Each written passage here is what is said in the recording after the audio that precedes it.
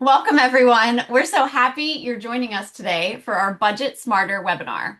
My name's Nikki Pally, and I'm Director of Operations here at DOM.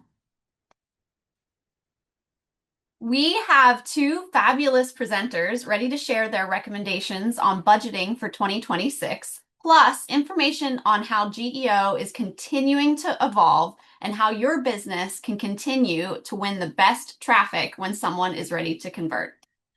I'm going to give an intro to each of our presenters before they go over their slides. So let's get started with a quick introduction of our agency, Direct Online Marketing, or DOM, as we like to say. And as we get started, one housekeeping note, we love questions. Please drop your questions in the Q&A box at the bottom of your Zoom screen. We'll have time at the end to go over several of your questions. If we don't have time, we will follow up with you after today's presentation. All right, who we are at DOM. You can always learn more by visiting us at directom.com, but a few highlights. We are a full-service digital marketing agency helping clients since 2006. Our work includes everything from GEO to digital advertising to web design and development. Additionally, we are a Google Premier partner in the Managed Agency Program, making us one of the top 200 agencies worldwide. We work with clients in dozens of industries and countries around the world. We are also excited to be in the Google International Growth Agency Program, or IGAP for short. This invitation-only program is open to less than 1% of U.S. agencies and provides us with additional resources to help our clients looking to sell outside their borders.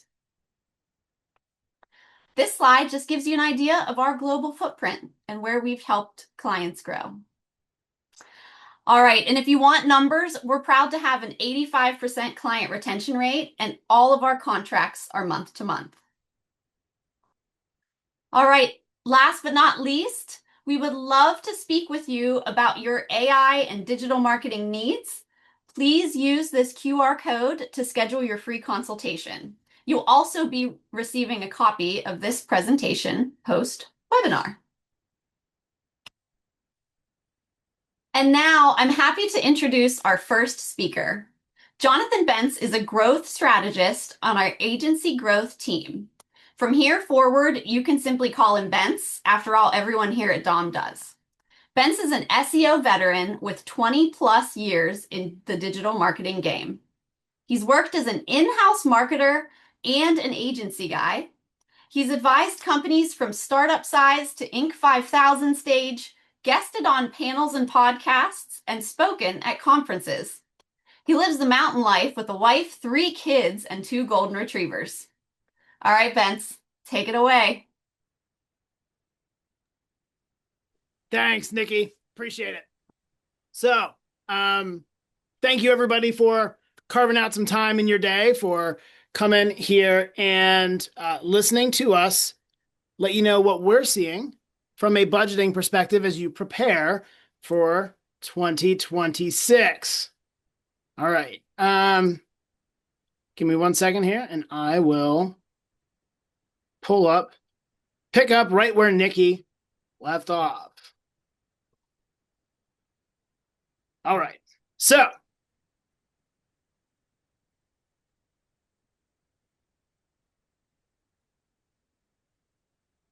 here we go. So, as we're taking a look at specifically on the AI search side of things, this is probably the biggest change we are seeing in digital marketing in 2025, and probably the thing that you have to plan the most, be the most intentional about as you determine your budgets or determine new channels that you want to go into in 2026. And there's a good reason for that. Number one, if you're taking a look at your analytics data, we all live in analytics, but as you're taking a look inside that data, you're probably noticing less traffic from organic search. Listen, the reality of this situation is that you're not alone. everybody to a certain degree has lost some of that traffic from Google or your search engine of choice, but Google primarily. And so latest research straight from search engine land, you can see it right here on the screen. When Google AI overviews are present, there's a 61% drop in click-through rate from in organic search results. When those AI overviews are present in advertising, which Justin's going to break down in a little bit more detail coming up here in a few minutes, the decline in click activity is 68%. So across the board, we're seeing less click activity from Google because of the presence of that AI content at the top of the search results. And this is coming from over the span of years, but specifically over the last 18 months, there's less click action happening from Google coming in to websites. Now, in addition to that, we also have a lot of searches now. And if you think about your own search activity, you probably do this yourself. You type something into Google, the AI overview, or the map result, or the YouTube link, whatever shows up in that search result gives you a good enough answer, gives you something that you're content with. And so you don't even go down through the links. You don't even go down to try to find something to click. That's happening, according to data from 2024, that was already happening in the US at about a 50% clip. So you have half the searches, if not more, where people are clicking nothing. And then on top of that, now we have AI overviews to compete with that are driving that organic click-through rate or that paid search click-through rate down even further. So there's a lot less clicks to try to get from search results.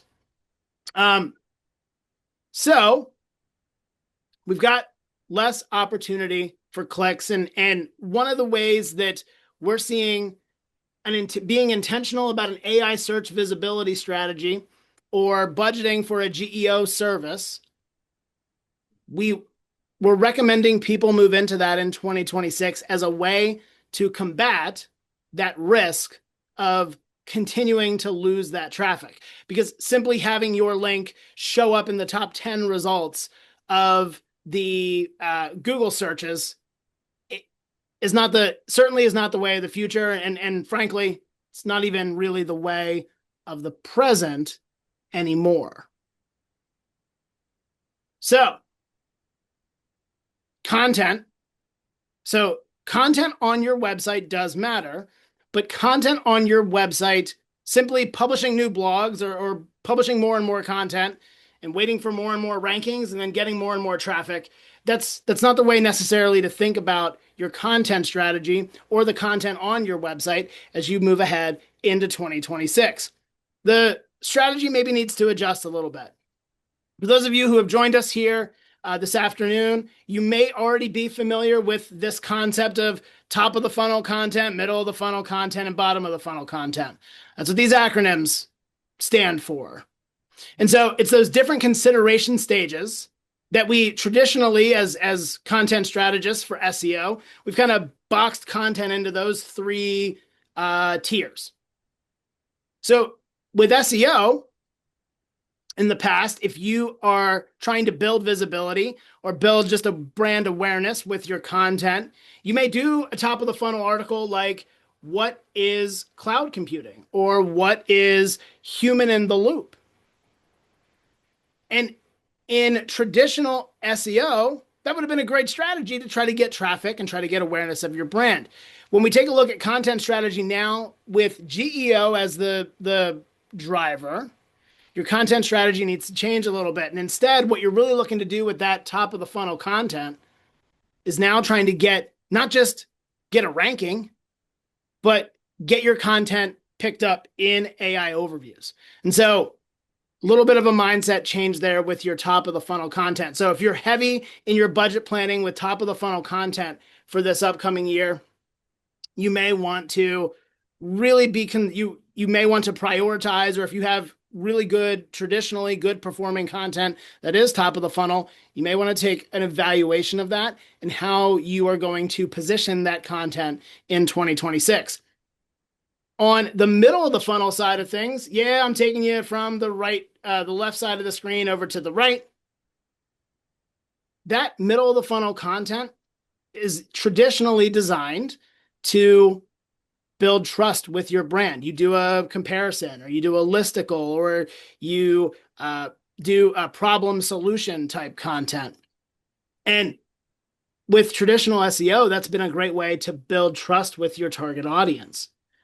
When we take a look at that content from a GEO perspective, we really want to own that decision-making process as people are looking to help leverage AI tools to help separate out what is the pros and cons of one service provider versus the pros and cons of another service provider.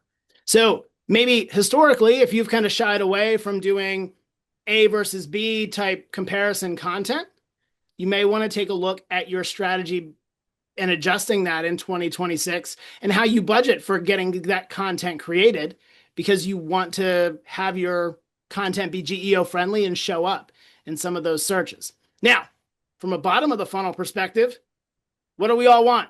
More leads. When do we want them? Right now.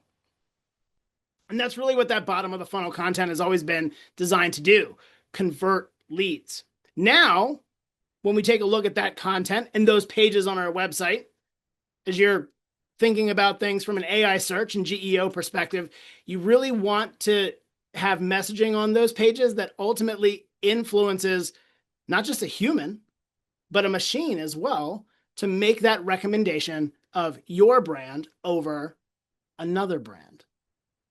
So the big takeaway here from all of this is that even though your content strategy may look the same for the pillars and the types of content that you want to get created, the outcome of that content or the intent behind that content may need to change a little bit. So if you don't have content upgrades or content support included in your budgets right now, that may be something that you really want to give serious consideration to as you move ahead in 2026.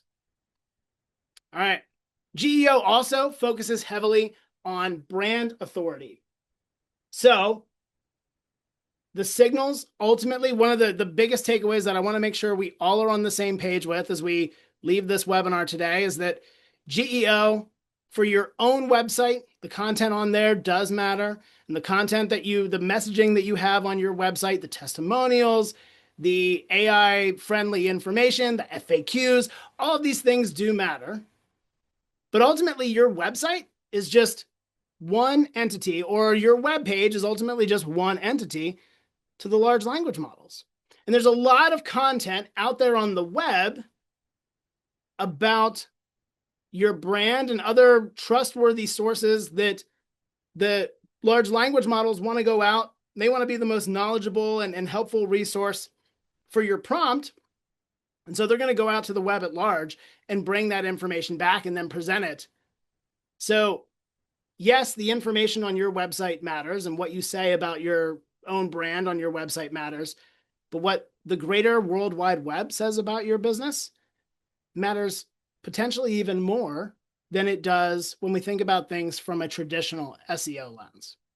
So make sure as you're budgeting and planning for 2026 with AI search visibility or GEO, or with those things in mind, that you really focus heavily on getting that third-party validation and what that looks like for your industry and for your business.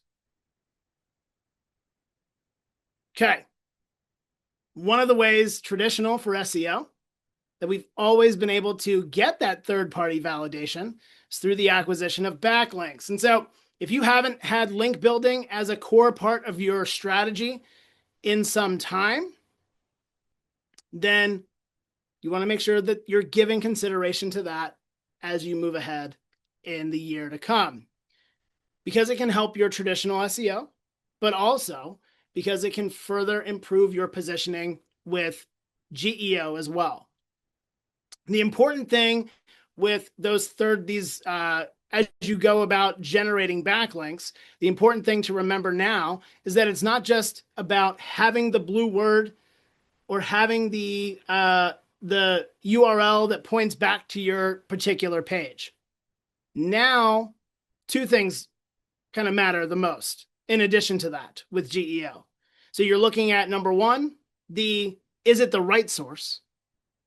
And then number two, what context is around your backlink? So great example from traditional SEO. Maybe you have a write-up on a website that ultimately the write-up on the website was not, maybe doesn't position your business in the best light, but it does link to your website. In traditional SEO, in a traditional SEO playbook, that may not be a net negative for your efforts. In a GEO lens, it is going to, the context around your listing, that link is going to matter a little bit more. So that sentiment ultimately helps trigger how your content or how you are favored in those AI tools. And so that's one of the reasons specifically when we talk about GEO that we take a look at, are you putting out press releases? Do you have subject matter experts out publishing content? And do you have reviews on sites that are regularly sourced and curated for AI answers? And how are you collecting more reviews on those platforms so that you have even a heavier weight on the value of the reviews that you're acquiring? Okay.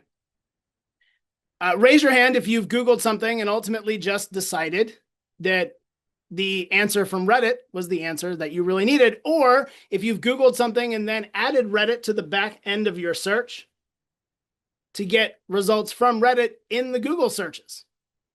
I can't see everybody raise their hands, but I'm willing to bet 2 or 3 of you at your desk probably just naturally raised your hand. Sites like Reddit and the social signals that get sent back about your brand matter for GEO as well. And so if you've never taken the time to, or put the dollars behind investing in having a positive sentiment or a positive presence on platforms like Reddit, Quora.com is another one, but there are a handful of them. But on these high page count question and answer websites, you're suddenly going to have to account for that if you're looking at an AI search visibility campaign or an AI search, having AI search be a part of your digital marketing playbook for 2026. There's a lot to consider here as we're taking a look at how we're going to leverage AI search in the year ahead, or make our brands visible and favorable in AI searches. So forums and Q&A websites now have to be a part of your marketing mix as well. So it's not just about having the best optimized website. It's not just about having really good backlinks. It's not just about having the most reviews or the most citations. All of these things, the marketing mix for the digital marketing mix for AI search visibility and GEO is really kind of starting to mushroom and expand beyond the traditional 5 pillars of a search engine optimization campaign. Now, why are you investing? Why are we recommending here at Dom today, as you plan your budgeting for 2026, that you invest so heavily in a GEO strategy? Well, this report from Microsoft Clarity, even without getting into the details, helps justify that. So the quality of the traffic that comes from AI tools is incredibly high. So according to this study from Clarity, 3 times the conversion rate from AI referral traffic was 3 times higher than other channels. Now, AI is still an emerging channel, for total traffic generation. Doesn't, I think the stat that I reference often is that there's maybe only a handful of searches for every 300 or more that are being done in Google. So traditional SEO, AI overviews, that's going to be where the majority of the effort and action and activity is still coming from for traffic generation for your website. Saying all of that, the traffic that you do get from AI searches is going to be highly qualified, highly relevant, and ready to buy. They're going to be even further along that decision-making journey and that buyer's journey than what you are currently receiving from search engines, digital advertising, or any other channel. So it's lower volume, but very high relevance, very high quality traffic that you're getting out of these tools. And so if you want to be disruptive and you want to be in a position similar to maybe where some early stage SEO companies that invested in SEO back in the early 2000s, if you want to be in that position with your digital presence in 2025 and heading into 2026, now's the time to get in. Okay. Measure your own traffic, of course. You likely have Google Analytics or whatever analytics platform you prefer. So measure your own performance data, but from what we're seeing with the campaigns that we're running and the research being done out in the market at large, that traffic coming from AI is going to be high quality, high relevance, and potentially very high value to your organization. So how do we budget for this? Couple different ways. We're looking at, and specifically when we take a look at AI search visibility and GEO, we are recommending you increase your investment in what your current SEO budget is, because there is an overlap between SEO and GEO. Some of the tactics that work for SEO, if you already have been doing it, getting into GEO, there's different tactics, as I've documented here over the last 15-ish minutes. But the tactics, there's some blend. So if you're already doing SEO, you don't need to start completely from scratch and jump into GEO. You just need to expand the tactics and strategies that you're leveraging and maybe add a couple new ones to really get lift with GEO. Investing in PR is going to be a strong, or PR tactics that are more traditionally linked to those service lines are going to be important for you. And if you're a company that wants to go global and you want to do some testing in international large language models, certainly you can do that. But just understand that when a lot of the research right now is being done in US-based AI models, and that as you start getting further derivative away from English or further derivative away from the US-based large language models, because they're not as sophisticated, you may find more unreliable data, or you may find the likelihood that things that are being given back to you as an answer may not be as factually accurate as what we're seeing in ChatGPT, Claude, Gemini, Perplexity, and some of those more US-based programs. Okay? Now, last thing I want to do before I pass it back to Nikki. So if you joined this webinar today and really trying to understand GEO and AI visibility, how important it should be to your growth in 2026. If you've already said, yes, this is important to us and we want to prioritize it, fantastic. You need to prepare, as you're looking at your budgets, you need to prepare to make investments into an expanded SEO effort, an expanded PR effort, and an expanded effort into some of those third-party platforms, whether it's Reddit, whether it's other user-generated content, or it's review sites like G2, Clutch, Capterra, Angie's List, sites like that. If you're still on the fence, my team and I would love to do a GEO audit for you, because I think really that's the first place. What prompts are being done about your business, or what prompts are being done about your industry? What prompts are being done that your competitors are showing up for? Our audits can help you understand that and try to position for that. And then if you're able in your budget to set up for a 90-day test, take advantage of that. Get into the game and let's see what kind of results. Let's see if we can get you a 3x better conversion rate from AI traffic than what you're already getting from some other traditional traffic channels. And then you can kind of make that determination for your business if that deserves more fuel for the fire, or if it's something that maybe is still an emerging channel for in your industry, but at the very least, you're already in the game. Finally, you said no after I've gone through this for the last 17, 18 minutes or so.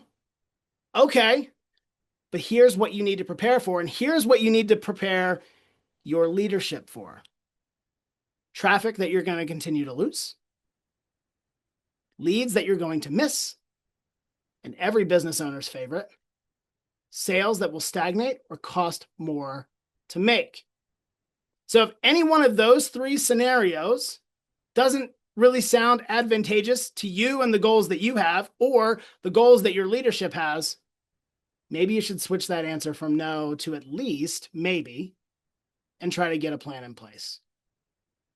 With that, Nikki, back to you. Thank you, Bence. Great information.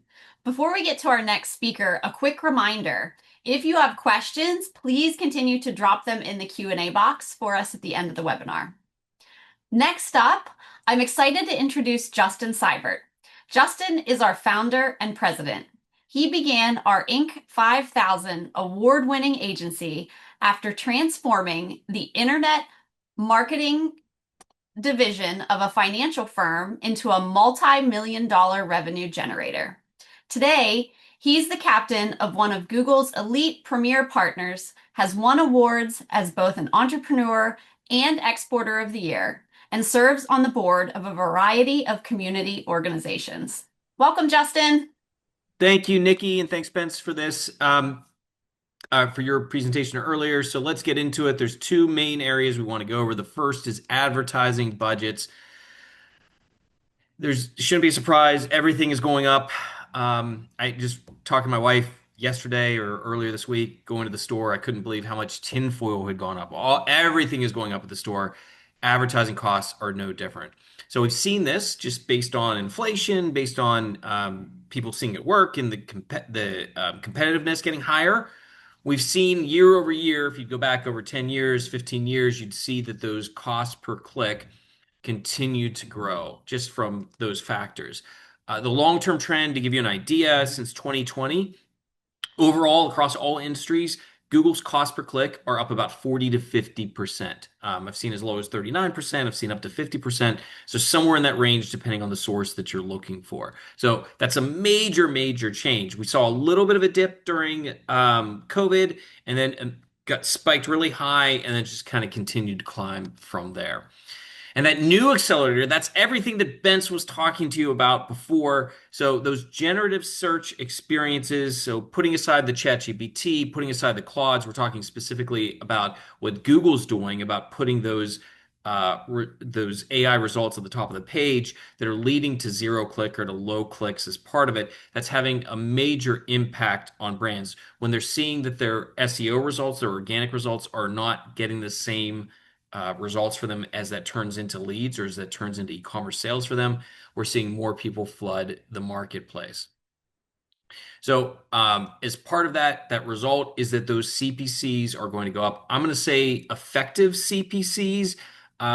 If you're a savvy advertiser, you've been doing this for a long time, you may realize, or you may be aware, or maybe in your own campaigns, you're not doing a true cost per click bid. You might be doing a target ROAS, return on ad spend. You might be doing an effective CPC type of thing. You might have bid caps, different things in there. But that effective cost of that click going from somebody clicking on your ad, going to your landing page, that continues to go up as part of it.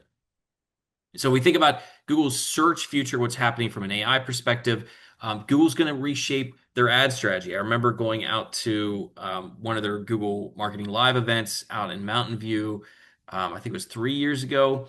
They were they were heavily into this, and they were showing the possibilities of how people could go through, and if they were starting for a search for maybe airline tickets to go to Hawaii. They might get originally some airline flight type of ads, but then as they're going through on Google Gemini or the AI overview as it is now, as they would start to get different types of results where they might get, for example, a kayak rental company or a tour company results as part of it, anticipating what the person is looking for. Google still hasn't quite gotten there yet, but they're going to. That's where this is continuing to go. And overall, just be aware that it's no longer just those 10 links that are on the page. We are getting those AI generated answers that Ben's talked to you about before. And that is heavily, heavily, heavily impacting those informational results. So if anything is top of the funnel, anything's middle of the funnel, like Ben's was talking about, you're getting fewer of those clicks coming through. So keep in mind, though, that even as we've seen click-through rates drop on organic, we've seen those click-through rates drop on paid ads as well. Google's built its entire business on the Google Ads model. So they don't want that to continue to slide. They have to make sure that those clicks on ads go up while they're also trying to provide a great user experience. So advertising is going to get better. The offerings by Google is part of this. It's going to be rocky for a little bit as we go through, but you're going to continue to see the ad landscape change, and our anticipation is that those ad costs are going to continue to go up. Overall, with the CPC trends, I want to drill down into those a little bit further. So we've talked about the effective rate going up and up and up since 2020. Again, 39, 40, 50%. Retail at the top end of that, really getting hit very hard. If we look at a yearly rate, 2024 overall was up a little over 10%. And then we look at a breakdown for quarterly so far in 2025. We've had anywhere from 5% to 13%, depending on which quarter and depending on which source that we're using. So 5 to 13%, and that is a year over year. So not meaning 5% over a prior quarter where you might expect some seasonal fluctuations. We are talking about the same quarter in the prior year.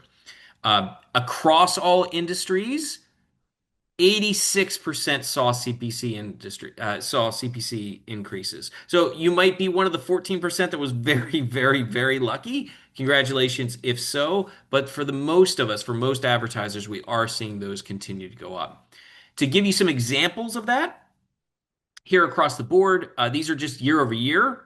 So in a single year, real estate up 35%, personal services up 27%, sports and recreation going up 32% over that time period. So really, really major changes as part of it.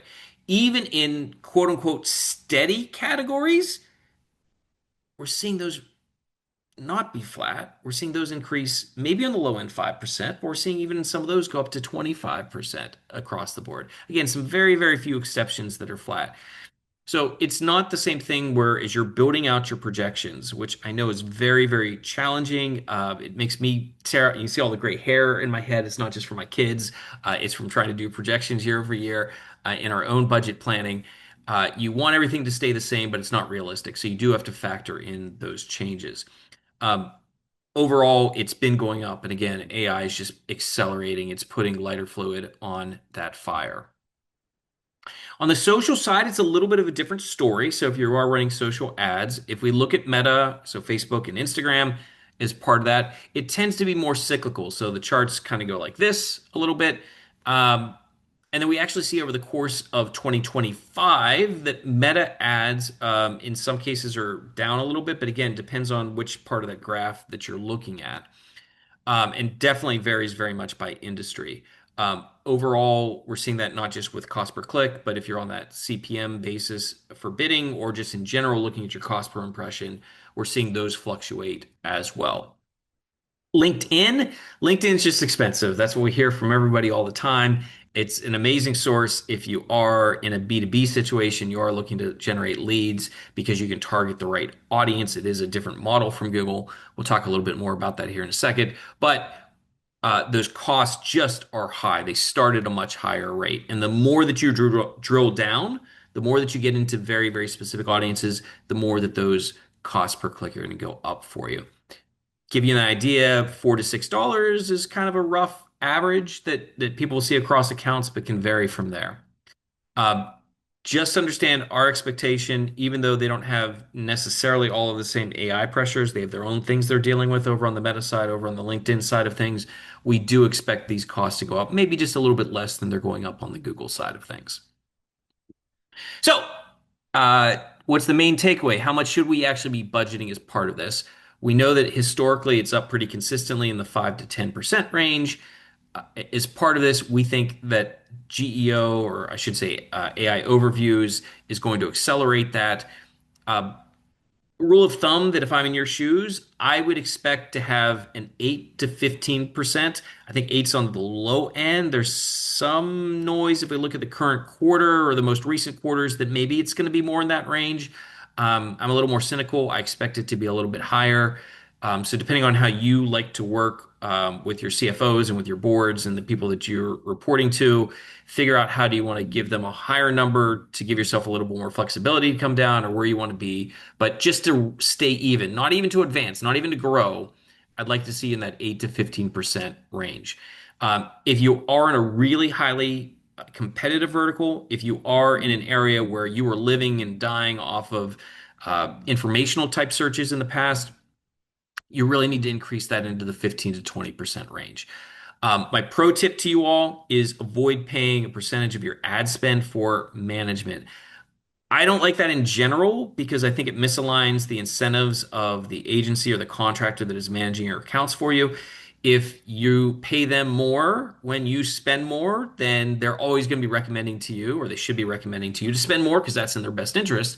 And we at Dom like to separate the two things. So we never charge you a percentage of ad spend. So if your costs go up, you're not paying us any additional money as part of that.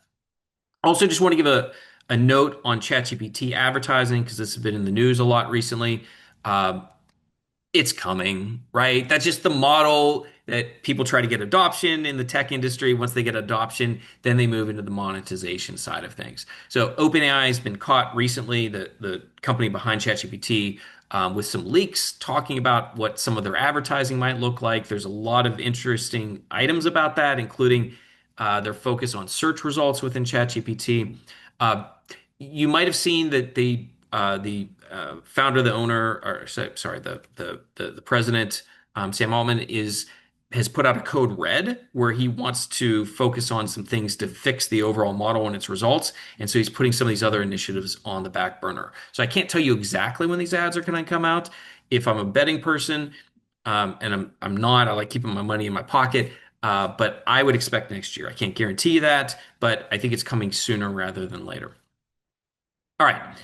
Um, the second thing I want to move into is export marketing. So the third thing that we're bringing to you today as we're the major themes that I would be thinking about in your shoes as you plan to budget is about exporting. So if you're not already exporting, I think it's something that you want to think about, and happy to brainstorm with you if you want after the fact or during the Q&A session of how you might be able to export. Sometimes people have trouble seeing how they can do that with their product or service, and maybe it's not possible, but a lot of times it's more possible than you think it's going to be. So, what are some of those impacts? What are the reasons we like it within this realm that we're talking about? Number one, you can really lower your cost per click as part of this because in some markets it's dramatically different. So, I just pulled one keyword just to give you an idea for breast cancer coverage. In the United States, we're at $1.75. Germany and Australia are pretty similar to that.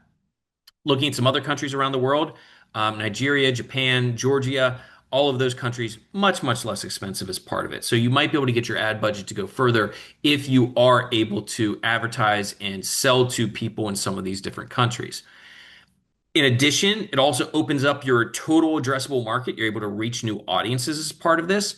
And then one of the things I really love about it is that you're able to weather economic downturn. So if there's a recession in one particular country, you can move on to a different country to be able to sell. If there is a civil war or maybe something less extreme than that, but some political things that are going on that are making it harder to sell into one country. Maybe tariffs have really gone up. Maybe there's new restrictions that have gone up for your particular industry. If you can shift over to a different country, it's a really great way to smooth things out for you economically. If you are thinking about exporting, but you haven't done it, or it's something that you might want to explore if you hadn't been thinking about it before, I can't speak. My recommendation to you is to start with the expert. So I'm giving you some free resources here as part of this, companies and organizations and people to start with. First, if you've heard me speak before, you follow me on LinkedIn, you know I'm a huge, huge, huge proponent of the U.S. Commercial Service. So that is an amazing organization that the government puts forward to help U.S. exporters. Um, many services are free. All of them have high value. They have made a switch recently because they've cut down their budget. They have fewer people supporting it. So they are focusing in certain strategic areas, things like technology, things like important earth minerals. Some of those places are going to get a higher priority. So if you are in one of those special areas, it's more likely that you can get more help faster, but they're still there to answer and help as many companies as they can. This link will take you to a site where you can look up your geographic location and you can find the service or the officer that will be able to help you. States also have their own programs. We use the West Virginia Economic Development Office. We use the Southwestern Pennsylvania Commission. Amazing people all the time. We've worked with people in other states on behalf of our clients many times over. Look for those types of offices too. Easy way to start is to go to like your Secretary of State website for your state and look up what their economic development arm is specifically for exporting. District export councils, these are kind of this weird public-private type of partnership. They get mad at me for explaining it that way. But basically, you get a whole bunch of people that are just exporters or they're service providers that are able to give you free information. Their whole purpose is to help other U.S. companies export. So, from a district export council, there's one in most states. Sometimes there's multiple in a particular state. And if you go to the National Association of Decks, that site will take you to a resource where you can find the deck that's closest to you. Highly recommend this. There's no cost to you whatsoever. And then finally, if you are on the digital advertising side of things, I recommend working with an agency like ours. If they are involved in the Google International Growth Agency program, they get a lot of free services. They can provide you a lot of great research, a lot of great insights, even some translation services as part of that. Short term. So why do we care about these things? This is kind of my refresher top level that if you're not really super in tune with all the benefits of different types of digital advertising, digital marketing, I'm just going through these very quickly. These are great slides too, that if you want to take them and send them to somebody else in your company that may not be as savvy as you are, you can explain to them very quickly in one slide. So when we talk about paid advertising, we talk about paid search. It's just the fastest way to reach people. So here we have an example of heli skiing resorts. I did this search from within the United States. And what do you know? I get a resort from Canada popping up first. Very smart move on their part. You can reach people in any geography that you want. You're only going to pay when somebody clicks on your ad or a similar type of model to that. You get tons and tons of data so you know whether this is working for you. And you can have your ads up as soon as this evening if you wanted to. If you're on the e-commerce space, certainly in the United States, you might look at something like Google. They have shopping campaigns or performance max campaigns that work really well. It might make sense for an Amazon or an eBay. If you are focusing on Latin America, highly recommend Mercado Libre. So it is sort of the Amazon of Latin America, and they have a different site for each individual country that you want to target. And they are making a big push. They are putting more resources for U.S. exporters specifically. So definitely check out Mercado Libre if that's an important market to you. If you're going for the midterm, we love LinkedIn advertising. We talked about it a little bit before, but you're able to target people specifically based on their job title, their industry, their seniority, what types of groups they belong to, what their functions are. So we can reach the right people. They aren't necessarily looking for what you are selling right now, but we know we're reaching the right audience professionally as part of it. And if you go into their account, you can set up a LinkedIn advertising account without spending any money whatsoever. And then you could start to get estimates. They'll tell you what audience sizes are that you're trying to reach. If you are going to do this, the one thing I would recommend highly is that you have a great content offer. Again, people aren't looking for you specifically on LinkedIn, so you have to get something to stand out and make them willing to raise their hand, make them willing to submit their information to you. Um, Also in that midterm range, we love Meta can be a really great thing. You can do the same type of thing. If you sign up for a Meta Business Manager account, you can do the same thing to find out what kind of audience you can reach. So you can put in tons and tons of information. They don't let you do the thousands of different variables that they did 10 years ago before they got in trouble, but you can find tons of things based on what they like, what they're interested in, and you can target people for that. So really great from B2C. And in some cases, in some countries, it can be good from a B2B perspective as well. Long term, Bent's his whole first part, he talked about search engine optimization a little bit in conjunction with generative engine optimization. So it still can work really well as part of this. It is something to play for the long term. It does bring you legitimacy. That's something not to miss out on. You need to make sure that you're showing up when people are searching absolutely for your name, but then also for what you sell. Because when you're showing up, it's just indicating to the person that Google has vouched for you and you are somebody that they can trust. So even if the clicks start to go away or they start to reduce, that's really important from a validation tool for you. We talked about generative engine optimization. I'm not going to go over this. The only thing I did want to point out, again, just giving these slides to you, so if you want to use them after the fact,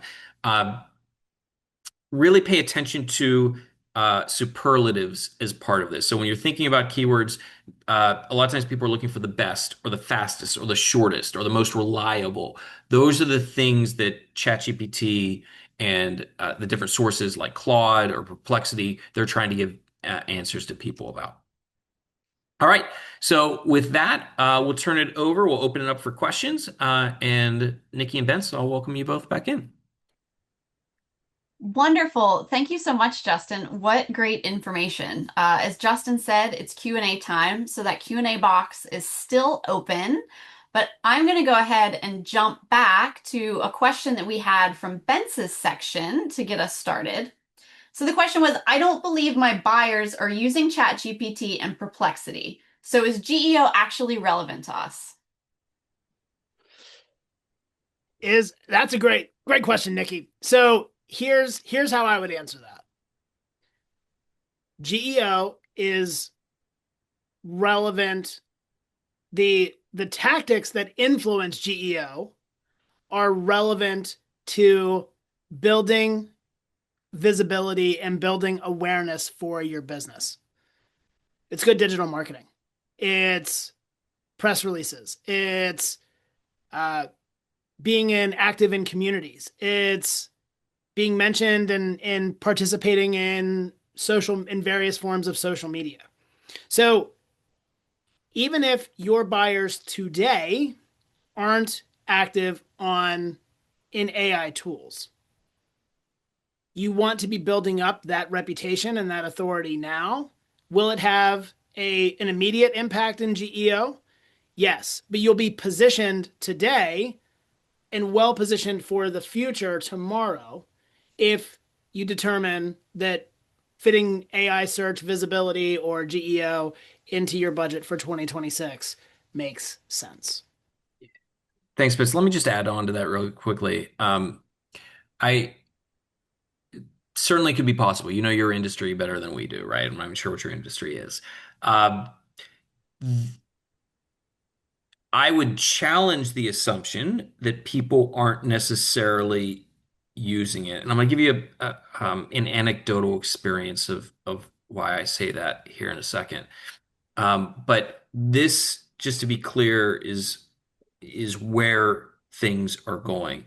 I think the bigger point you could raise is, hey, maybe not as many people are using it right now. And that's the case. You still have more people using Google than they're using those other engines, even though they're eating into Google's market share, and that's going to continue to grow. So I think you'll get less traffic from those sources than you will from Google in most cases today.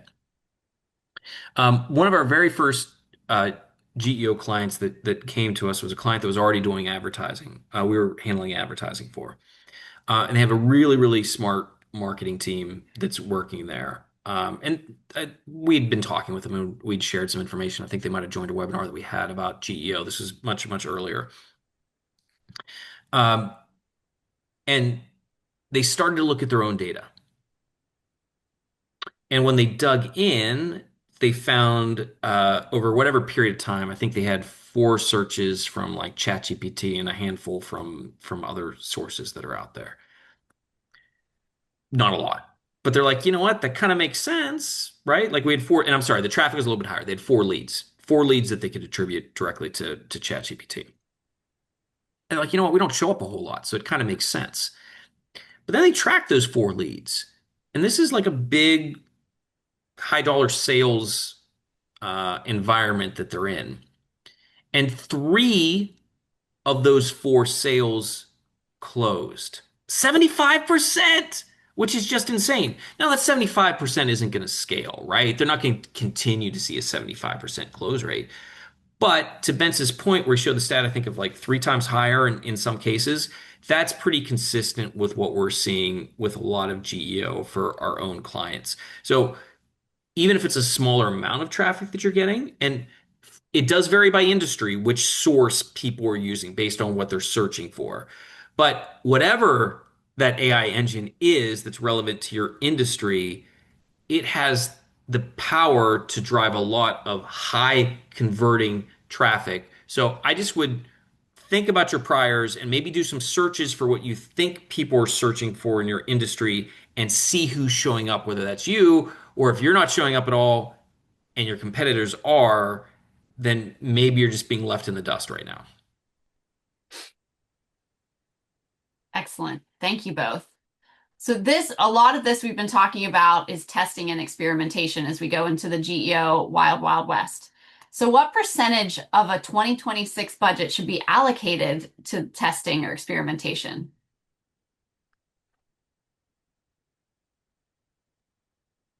So I think the question was not necessarily about GEO, but was just more about overall experimentation. And I think that number probably needs to vary based on your. I'm giving you the lawyer answer. It depends, right? But I'm gonna give you real thoughts. Um, it is going to vary by industry, and it's going to vary for you based on where you are in your business stage. I think about that a lot as the owner of this agency, is what's right for this stage and the next stage that we're moving into as an agency. So if you're in a period where you've just been getting your head bashed in, this was a really tough year, it's harder for you to put as much experimentation out than if you've had a really good year or you've had a mid-year. So let's just assume that you're on a normal growth pattern. With your organization. I think it's relevant. I think you want to probably be putting at least 10% into kind of that R&D experimentation, whether it's a different type of campaign or it's a different type of service. If you're really looking for high growth, then maybe you're looking at 25%. And if you're in that kind of, hey, we just got to tuck our heads down and get through things right now, then maybe you're not doing any experimentation or you're doing sweat equity experimentation as part of what you're doing. Excellent. Excellent. Thank you. What industries are seeing the biggest impact from AI overviews? Certainly anything from where information seeking is going to be that there's a lot of education that goes into the buying decision is going to see an impact, is going to see the greatest impact on traffic and visibility from AI overviews. When you get down into even when you get down into e-commerce, though, we're now starting to see products showing up in AI overviews and advertising coming in. This is specifically in the Google universe, but with advertising eventually starting to proliferate into AI mode and into AI overviews, I hate to say it's going to be every single industry, but I don't see an industry, because it's going to be universal. I don't see an industry not being affected by it, short of the your money, your life industries. So legal, healthcare, personal finance. Industries like that are going to be slower to be impacted by it. But in reality, any all industries are going to be impacted by it. And the more information, the more important of a role education and information plays into the sales process for your business, the greater an impact it's going to have in getting you the right people. Excellent. Thank you, Bence. I Mm-hmm. think I've got time. I'm going to get one more question in. What's one change companies can make immediately after this webinar to improve their budgeting process?